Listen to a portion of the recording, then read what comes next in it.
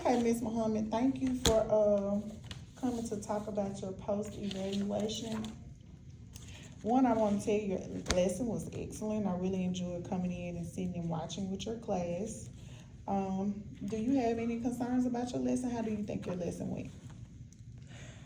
I think it went very well. I think my students have grasped the concept, and I think that they are ready to move on to the next thing. Okay then. So let's talk about the domains and how did you rate in the domains. So the domains that I focused on was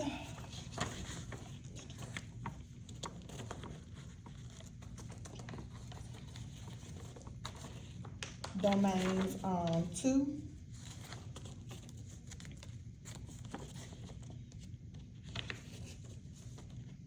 dimensions 2.1, 2.2, and 2.3, 2.4, and 2.5.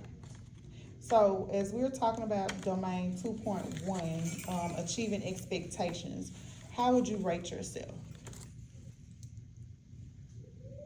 Would you go proficient, developing, accomplished?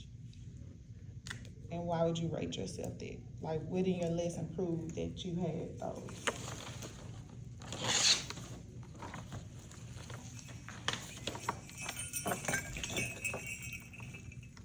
Okay, what was the domain again? 2.1. 2.1. Okay. I think I'm pretty, I would say with that class, pretty proficient with that class. It's the majority of the students were able to master the objective, but then there are still some who need a little more practice on it. Okay, so I noticed that you did provide the students the opportunity to take the initiative to make the learning their own. They did throw some examples. They did give you some different examples. You did address the mistakes. So I also agree that you were proficient as well in that area. What we can do to move towards accomplish is just more of a self-monitoring, making sure that you're persistent with the lesson and you're walking around, and then you're giving them the social emotion, the high academic vocabulary to go with the lesson, so we can move to accomplish. Okay, in domain 2.2, the content, knowledge, and expertise, it says that the teacher uses the content and the pedagogy expertise to design and execute lessons. So how did you feel about your lesson? Because I felt that one went pretty well, because a lot of it is review. So we're spiraling in stuff that we've done previously. And so it was just refreshing to see that they're able to still recall some of the things from the past. I think there I might be a little more accomplished in that area, just because, again, it's repetition. And so a lot of the stuff that was included in this particular unit, we've already looked at before. Okay, and then I did notice that went along with that accomplished area, you did provide like the real world connections, how the lesson was connected to the real world. You gave them opportunities to make the lesson their own. It was sequence structured, because like you said, it was spiraling. So, and then it also differentiated. You did give them options with the choice board that you gave them. So I agree with accomplish as well. Okay, so let's go to 2.3.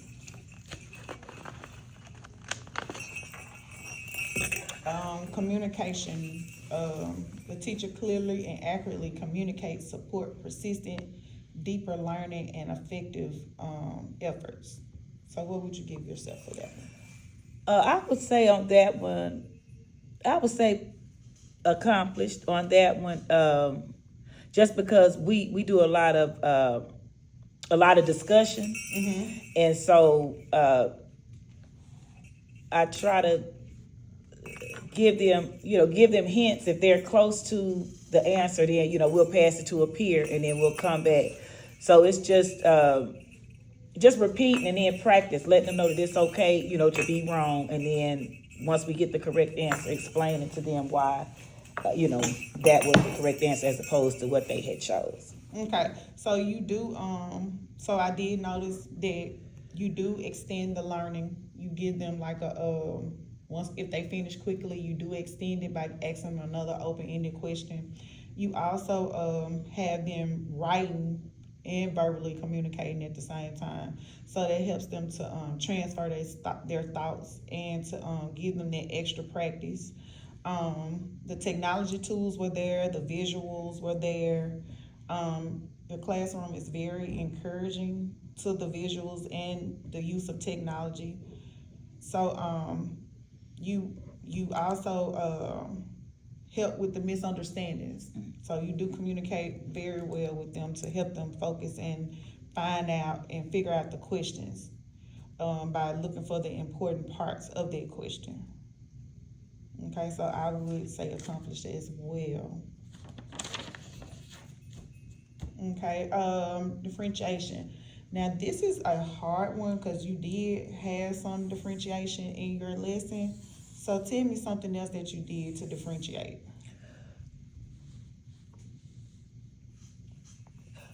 Okay. So we, my class is divided by, I guess, levels based on their data that from their previous assessment, and so they'll start at one. Of course, my masters, they'll do something completely different than my not masters.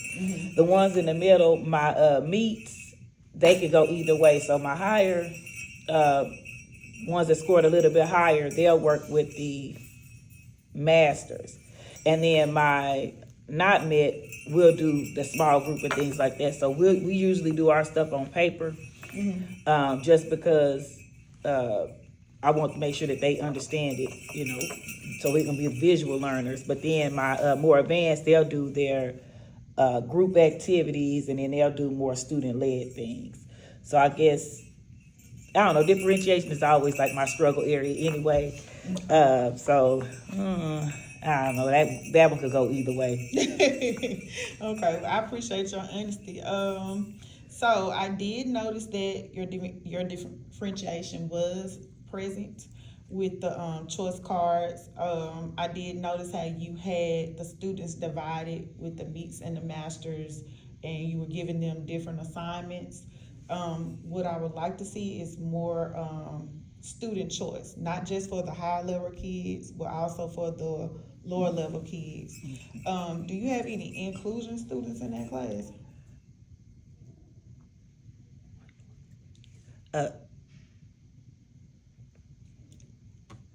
No, not in that class. Okay, so you do provide them with their own choice, and you do give them options.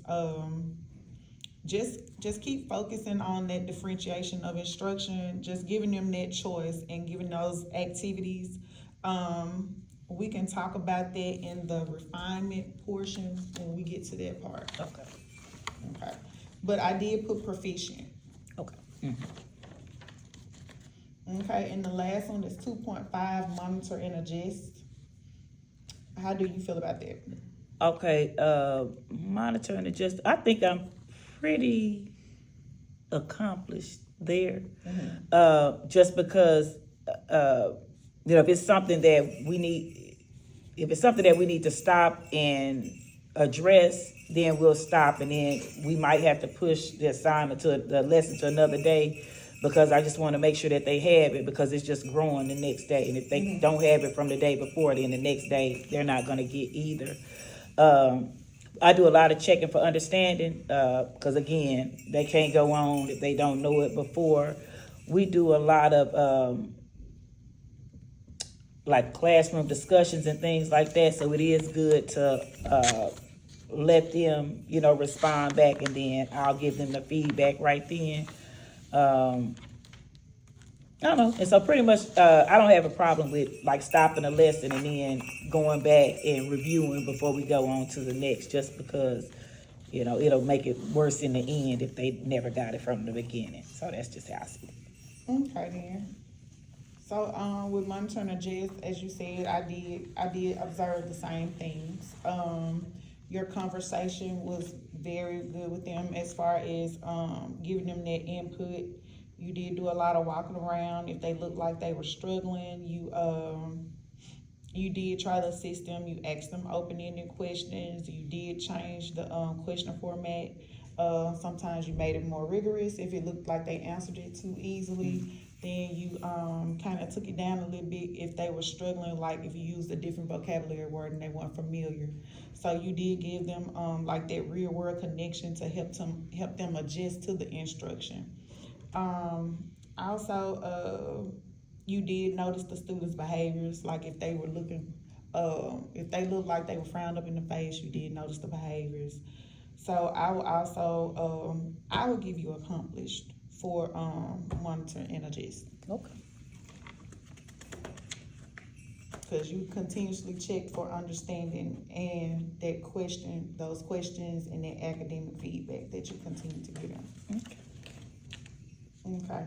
But the other dimensions, 3.1, the learning environment, 3.2 and 3.3 classroom culture.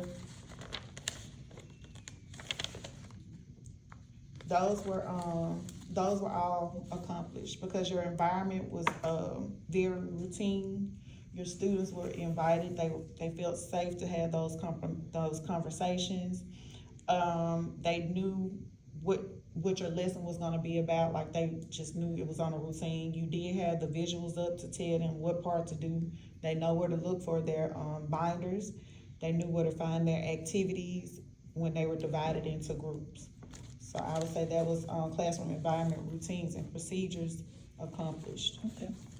Managing student behavior, it was consistent. You were walking around. You were gently putting your hands on kids' back that you probably thought they was trying to exhibit some behavior issues. So that was also accomplished. Classroom culture. This is always a good one to observe when you walk in the classroom to let kids know that they're actually comfortable with their teacher. For me, it was the giggles. You know, they were also excited to learn. So they really made it their own. And then let's talk about the planning part. Okay, so planning is 1.1, 1.2, and 1.3. So when we talk about these areas, and 1.4. So when we talk about these areas, how do you think you did in this area? I think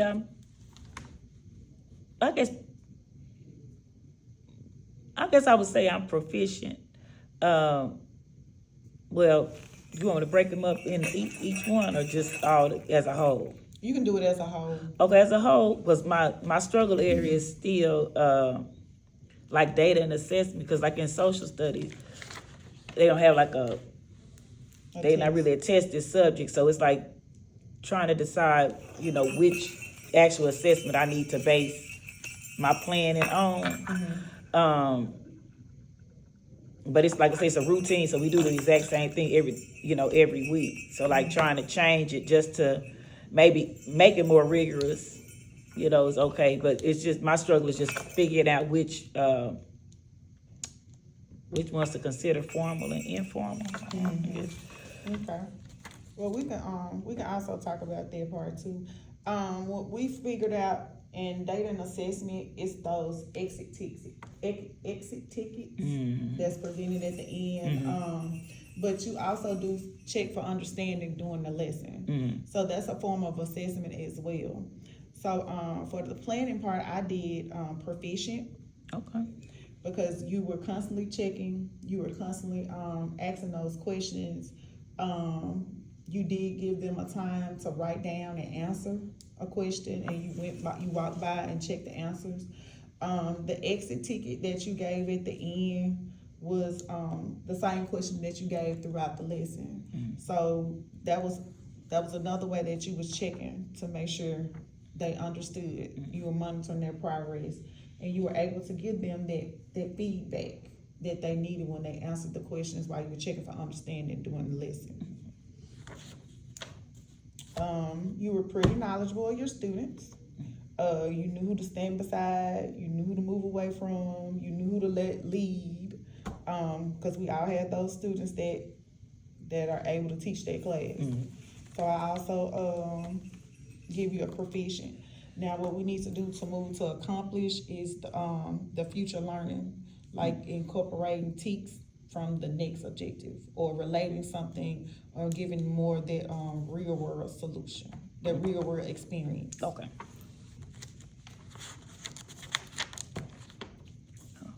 Okay, planning, we talked about planning when you did your pre-conference. So how do you think the activities went with the lesson? I think they went pretty well, because we've been trying to do like student-led activities, so they all have their roles and they know exactly what they're supposed to do. So it's getting better. It's still not where I want it to be, but it's still early on. But I think they did really well with the activities and just making sure that everyone in the group had a role and knew what their role was. I think it went pretty well.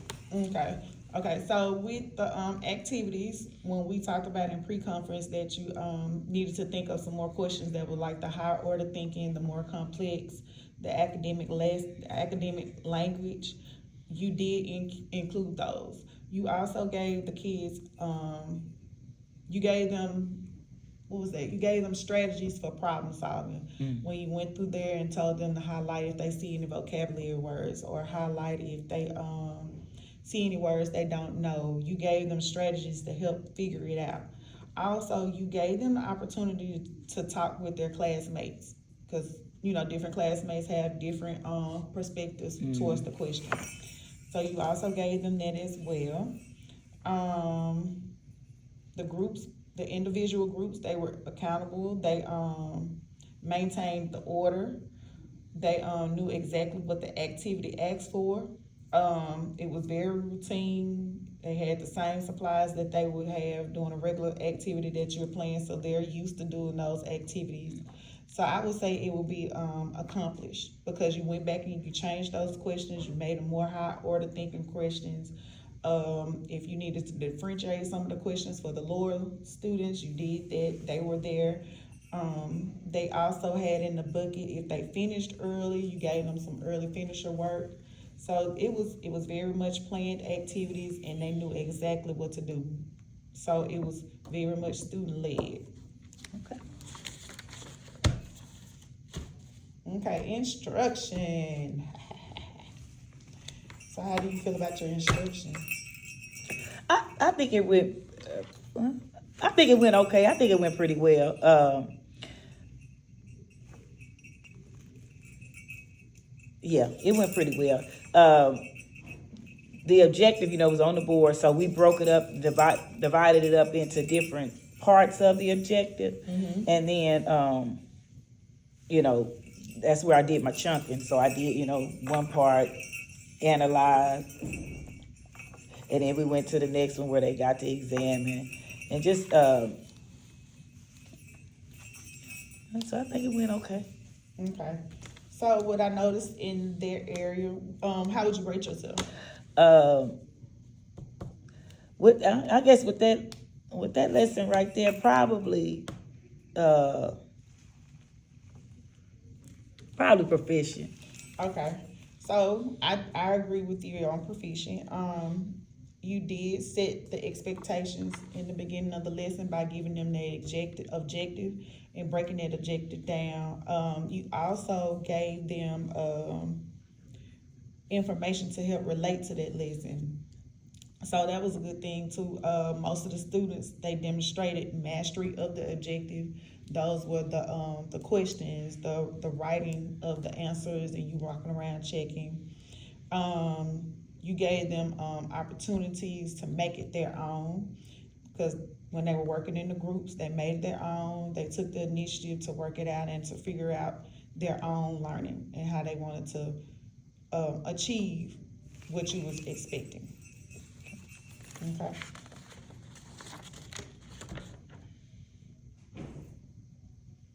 Okay,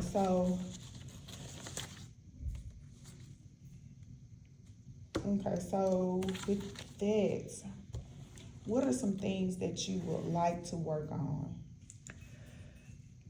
I would like to work still on like differentiating. I try to do something different, but that's gonna always be my struggle area. I think just because I sometimes feel like I'm doing too much, and then sometimes I feel like I'm not doing enough, so that it can be, I guess, obvious that it is differentiation. And then like paying more attention to like the exit tickets, because we'll do it and then we'll go over the answer, and then the next day it'll be a part of their warm up, but then sometimes I never go back to it again.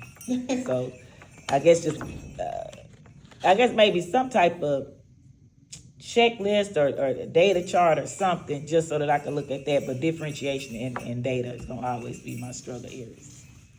Okay then. All right, so what we're gonna do is we're gonna set up some I'm gonna talk to the facilitators about helping out with the differentiation, their word. Differentiation. Yeah, I hate saying that word. But we're gonna talk to them about giving you some more examples of being able to incorporate that in your class, so you'll know for sure, so you won't be in limbo or feeling some type of way when you have your next evaluation. But to make sure that you're just pretty much comfortable with it. I do know it is challenging because I used to struggle with it myself, but I do know it's challenging. But do you have any more questions? Any more concerns? Anything you want to talk about? No. Any more evidence you might want to give? Not at this time, no. Okay then. Well, I sure appreciate you taking your time and coming talking to me about your post conference. Remember to go into Edugence and sign your forms. Okay. And I'll see you next cycle. Okay. Thank you. All right, and let me know if you have any questions or you need any help with anything. Okay, I sure will. All right, thanks. Thank you.